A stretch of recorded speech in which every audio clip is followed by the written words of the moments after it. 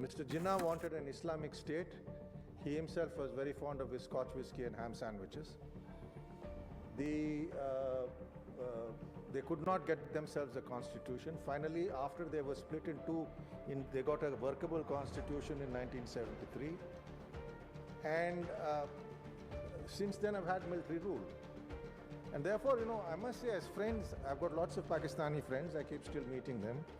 And there's one continuous refrain. If you ask them what is the cause of your problems, they will say the three almighty A's: Allah, Army, and America.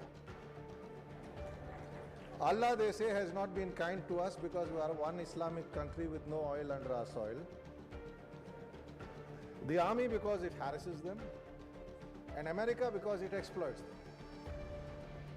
Now, I think there is some measure of truth in this, because traditionally,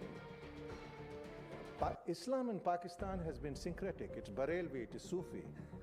And it was really the Americans to fight the Soviets who brought in Wahhabi extremist Islam, duly aided by a military dictator.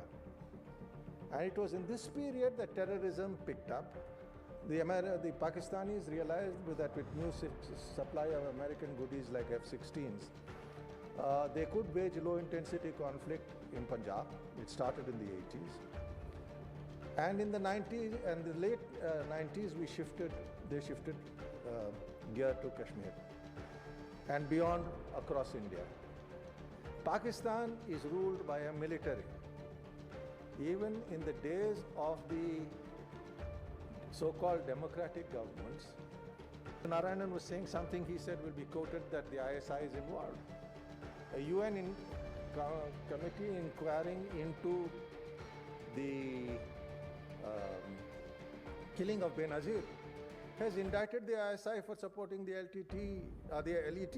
So Mr. Narayanan need not worry, he could always quote the UN committee, and it is not news any longer.